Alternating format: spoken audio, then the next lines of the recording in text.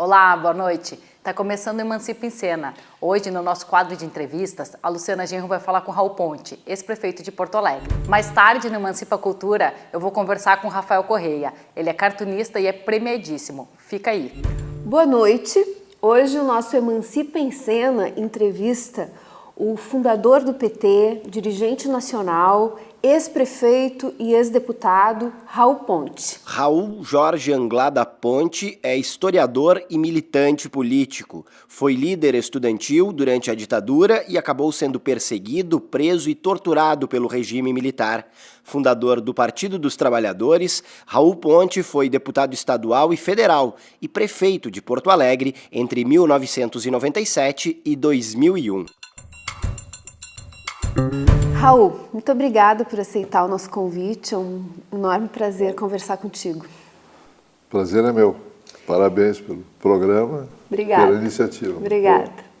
Eu queria começar conversando um pouco contigo sobre a tua história, né? Na época da ditadura, né? Enfrentaste todo esse processo de resistência, foste preso e tem uma longa história aí de resistência. Começa contando um pouquinho disso para nós. Coisas do século passado. Coisas do século passado. Eu comecei a militar clandestinamente no Partido Comunista, né, na época. Depois saímos, rompemos com o PC em 66, 67, por ali. 68, um grupo de pessoas aqui de Porto Alegre, com mais um grupo de São Paulo, de Minas. Organizamos também clandestinamente, porque era proibido, né? O ato institucional número 2 havia proibido todo e qualquer partido político, a não ser a Arena e o MDB, né? Que foram criações da ditadura para manter uma fachada democrática no Congresso, nas assembleias. E nós não aceitávamos aquilo, né? Como não aceitávamos as mudanças que estavam propostas para a universidade. A reforma de 68 teve toda uma característica empresarial, muito orientada pela política norte-americana, que tinha muita influência aqui no Brasil. Então, essas coisas todas foram me politizando. Eu fui preso no Congresso da UNE de 68, então ficamos lá uns 10 dias presos, perdi o emprego no IP, perdi o emprego na Petrobras, que eu também tinha sido aprovado num concurso. Então, essas coisas iam prejudicando a vida da gente. Mas nós íamos sobrevivendo. Eu comecei a dar aula em cursinho pré-vestibular e claro que a militância foi ampliando.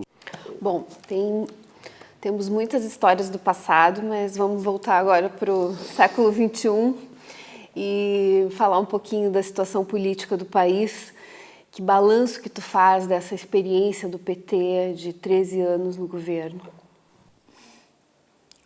Olha, eu acho que né, teve grandes acertos e grandes erros também, né? Acho que os aspectos positivos é de que ficou evidente que é possível ter uma política distinta, diferente deste predomínio mundial do neoliberalismo, né? Acho que os 2 primeiros governos, em especial, a partir do segundo, terceiro ano do Lula, até o primeiro governo da Dilma, ficou evidente que é possível crescer, que é possível ter um país com inclusão social, com distribuição de renda, com um ativismo forte no exterior, ajudando a construir o Fórum de São Paulo, ajudando a construir uma integração dos países latino-americanos. A relação com os BRICS é um fato importantíssimo, é pouco destacado no Brasil, e se sabe disso porque a imprensa não tem nenhum interesse em divulgar isso, mas a constituição dos BRICS, neste momento histórico do mundo, é algo histórico. É uma marca histórica. Essa ideia de um capitalismo um pouco menos cruel, digamos assim, né? Que historicamente a social-democracia, né, tentou implementar em alguns momentos históricos. funciona num determinado período onde a economia mundial, digamos assim, permite algumas concessões. E o Brasil, Sim. do Lula, Não, aqui surfou também, nessa onda, é né? verdade. Mas na primeira crise, esses pequenos avanços acabam sendo liquidados, né? E na Europa, por exemplo, os partidos da social-democracia acabaram aplicando os planos neoliberais. Aqui a Dilma estava ensaiando isso também quando nomeou Joaquim Levy. Mas com uma resistência e com uma crítica muito grande do partido, né? Por isso que eu digo que... Mas eu acho que os erros não começaram com a Dilma, né? Este momento de 2015, a posse e a indicação, a nomeação e a aceitação pelo governo da política que foi implementada foi um erro brutal, né? Isso... bem, no partido, nós dizíamos isso, né? E o partido, até junho, julho, ainda não tinha uma posição majoritária em relação a isso, porque a maioria do partido achava que era equivocado, incorreto disputar o governo, disputar contra o governo, que isso iria enfraquecer mais o governo.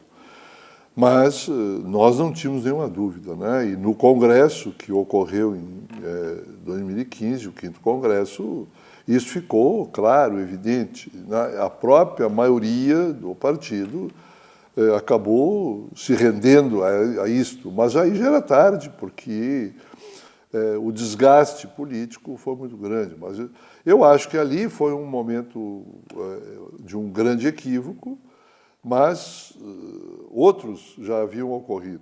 Tá? Sim, começou com o Meirelles mesmo eu acho que, na Fazenda, né? Quando, em 2002, né, e você mesmo viveu essa experiência,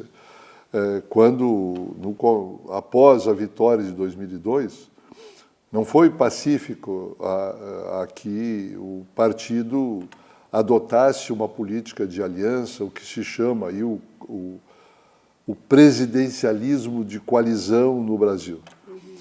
Isto é fruto de um sistema eleitoral absurdo, antidemocrático, anacrônico, que é a pior coisa que tem na democracia brasileira, se é que dá para chamar isso de democracia, né?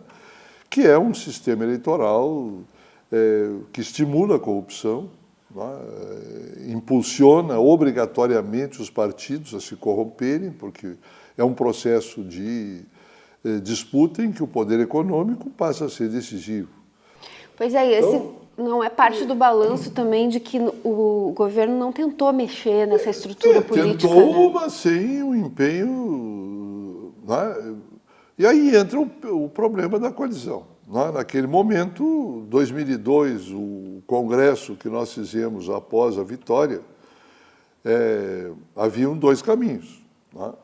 Nós defendíamos o caminho que havia sido adotado em Porto Alegre, que havia sido adotado pelo Olívio aqui no Rio Grande do Sul, né? E de que era melhor governar com minoria, assumir todos os encargos e as dificuldades, porque governar... Claro, eu não estou comparando uma capital, uma prefeitura com o Congresso Nacional, nem o Estado. Eu sei que é muito mais complexo, etc. Mas a gente diz, olha, vamos ampliar um pouco essa coalizão, mas tê-la sob controle, mesmo que não tenha a maioria. E disputar outro tipo de relação com a sociedade, que é o que se fez aqui, com orçamento participativo, com conselhos populares, estimulando a participação direta das pessoas e mantendo uma relação, né? O que não dá para fazer, não dá para fazer, mas ninguém vai nos impor fazer o que nós não queremos. Esse era um pouco o raciocínio, né? A tese do Lula, a tese do Dirceu, a tese da maioria do partido naquele momento, o Dirceu era o presidente, foi outra. A tese vitoriosa foi de que tínhamos que partir para a coalizão. E claro que com o prestígio do Lula, com a habilidade do Lula, com a sua liderança nacional, isso nos primeiros anos até funcionou melhor. Mas o preço já começou a ser cobrado, né? rapidamente. A reforma da Previdência lá do Lula foi o começo desse processo de prestar contas ao mercado, né? Muito pior que a reforma da Previdência foi a crise já do chamado mensalão. Exato, que culminou na Lava Jato agora. Foi do ponto de vista do mensalão, é uma bobagem, não existe, foi um carimbo inventado pela mídia, não existia mensalão. Mas existia aquilo que sempre existiu nas campanhas brasileiras, que era dinheiro de empresa financiando partido e partido financiando outro partido. Mas o mensalão acabou se desdobrando na Lava Jato e a Lava Jato, alguns setores do PT tentam classificar como uma operação dirigida contra o PT, mas agora ela desmontou todo o PMDB do Rio, prendeu empresários, né, da Odebrecht, da alta cúpula da economia, né, brasileira. Como é que tu enxerga isso? Olha, eu acho que todo o combate à corrupção ele é positivo e deve existir e nós sempre nos caracterizamos. A nossa luta desde o início foi incorporando essa questão também como uma questão importantíssima, né? O que ocorreu com a Lava Jato foi de equivocado ou de errado, né? Quer dizer, é um processo de espetacularização e um processo de uso, de utilização disto contra interesses muito maiores que os dos partidos, que do país. Por quê? Porque a maneira como esse processo foi encaminhado, né, passando por cima de direitos constitucionais, atropelando prerrogativas individuais. O que, aliás, é uma característica do sistema penal brasileiro, né? Porque os pobres sempre foram tratados assim, claro, sem respeito às garantias. Mas nós estamos num processo democrático, né? O Brasil não tem uma tradição democrática, uma tradição de respeito constitucional. Vamos fazer um intervalinho, a gente já volta. Antes de eu conhecer esse cursinho, eu não tinha ideia de que existia universidade. Nossos amigos perguntam como é que a gente fez, como é que a gente entrou, se é muito caro. O Emancipa é um projeto social de educação popular que ajuda os jovens a ingressar na universidade. Desde 2011, mais de 500 estudantes realizaram este sonho, mudando as suas vidas e de suas famílias. Se não fosse pelo Emancipa, talvez eu nunca teria entrado no ensino superior. Apoie essa causa. O Emancipa muda vidas.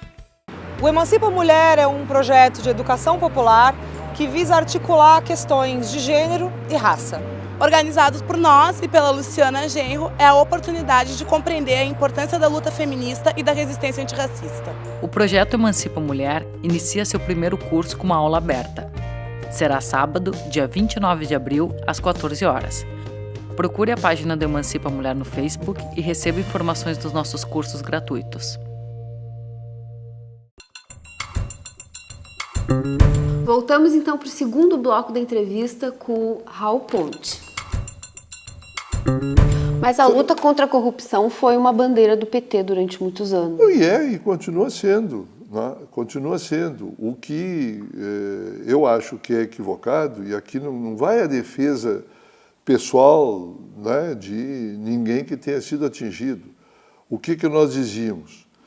Que esse processo, primeiro, que a criminalização feita da política era equivocada e que a criminalização exclusiva do PT, que é o que foi feito inicialmente, era errado, equivocado, era intencionalmente voltado para liquidar um partido, para liquidar o governo.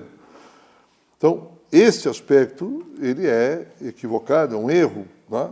E é um erro não só em relação ao PT, mas é um erro em relação às consequências que isso teve, porque isso ajudou a derrubar um governo de maneira ilegítima, de maneira, né, completamente golpista. E as políticas foram alteradas sem eleição, né? Se mudaram as políticas econômicas, as políticas sociais, sem um processo eleitoral. Mas a Dilma já estava mudando ali, né, no início do segundo mandato dela. Mas nenhum.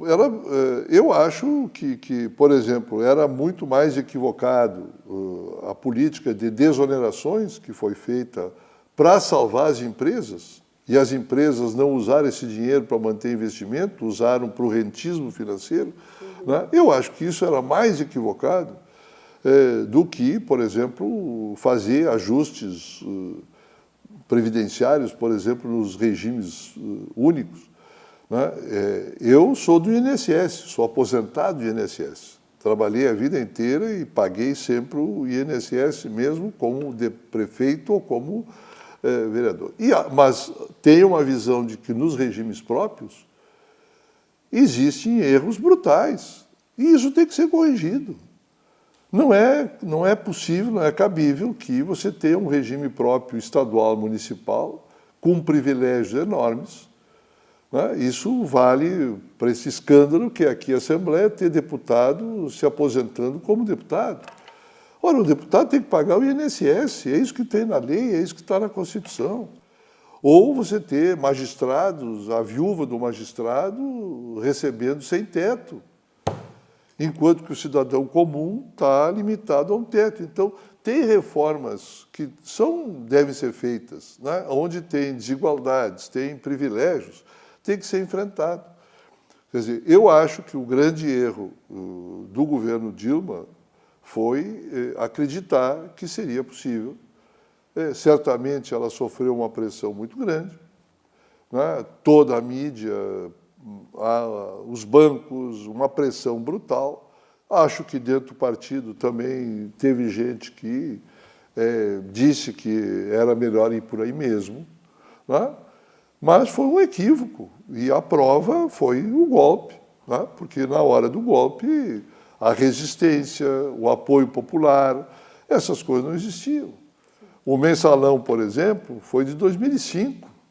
Isso impediu a vitória do Lula? Não, porque as pessoas, sem endossar a corrupção, etc., entenderam que o conjunto da obra era mais positivo, que as políticas que estavam sendo desenvolvidas deveriam continuar, e o Lula foi reeleito, né, com um grande apoio popular em 2006. Então, eu acho que o nosso maior erro foi um erro da política econômica de 2015, um erro brutal, e que o partido hoje tem uma avaliação muito mais consolidada. Muito Mas mais essa cúpula que comandou o PT durante esse processo, que tu classifica com alguns erros importantes, ela continua tendo a força majoritária. Vocês fazem uma resistência desde aquela época, que eu estava junto, inclusive, nessa oposição ao campo majoritário, mas eles continuam no comando do partido, né? E cada vez com menos força, e atualmente eu acho que caminhando para uma derrota agora no Congresso deste ano. Tu tens essa expectativa no Congresso do PT? Eu acho que vai ocorrer uma mudança significativa. Mas as políticas adotadas hoje, por maioria, já há um reconhecimento, mesmo nesse campo. Agora, o problema é que, no Brasil, o presidencialismo, ou essa figura dos grandes líderes, né? No caso o Lula, por exemplo, né? O Lula poderia ter tido um peso maior, poderia ter incidido mais. E ele incidiu no sentido de ratificar, né? Não foi ao contrário. Não tem que derrotar o lulismo para mudar o PT? O problema é que isso não é tão simples, né?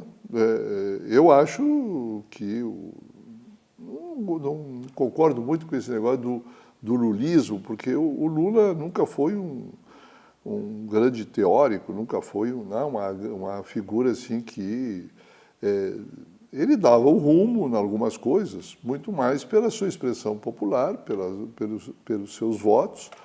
É um sujeito extremamente inteligente, competente, né? Um cara que é incontestável a sua liderança. Agora, o petismo ou o programa que está escrito no partido não é lulista, né?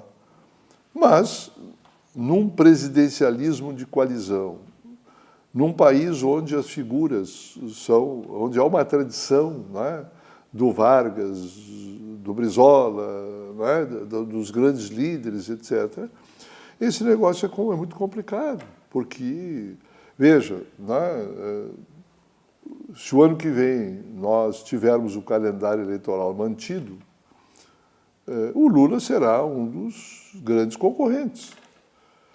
E isso não tem como desconsiderar. Eu não posso fazer política desconsiderando isto. Não posso agora dizer, bem, quer dizer, vamos expulsar o Lula, vamos criticar o Lula, quando, desde agora, ele já aparece como uma figura importantíssima. Mas num processo eleitoral que privilegia individualidades, personalidades, e que eu acho que isso é o erro no Brasil, para todos os partidos. Eu acho que nós precisamos ter sistemas mais programáticos, mais coletivos, governos mais coletivos. Então, a minha preocupação nesse momento aí com o PT é mais nesse sentido, é mais com recuperar um caráter mais coletivo. E eu não acho que o Lula tenha mudado muito. Ele continua pensando, muito, até agora, muito da mesma forma quando foi governo, né? Mas eu não tenho também nenhuma prova de que as teses que nós defendemos lá em 2002, de um debate que você acompanhou, que elas teriam sido exitosas. Poderiam ter antecipado um golpe, poderiam ter dado errado também. Eu não sei, porque isso ninguém sabe. É um problema histórico, né? A história é o que aconteceu, não é o que nós gostamos, o que nós achamos. Então, eu tenho certeza que essa experiência provou mais uma vez de que o campo popular, a esquerda, ela não tem como, não pode confiar, não pode se subordinar a alianças políticas com esses setores da burguesia brasileira nacional ou que quer reformas, etc., para levar adiante um projeto. Mas é essa concepção que eu me refiro quando eu falo do lulismo, porque o Lula defende essa linha. Pois mas é que ele não aparece, não aparece tão como um conceito, como uma teoria política. Sim. Bom, Raul, quero te agradecer muito pelo papo, pela entrevista. Tua história daria vários programas. Quem sabe numa outra oportunidade a gente volta a conversar e aprofundar mais essa discussão toda. Muito obrigada. Não, acho que foi muito bom. Obrigado. Obrigada. E aí, gostaram da entrevista? Vocês podem acessá-la na íntegra no nosso canal no YouTube, Emancipa em Cena.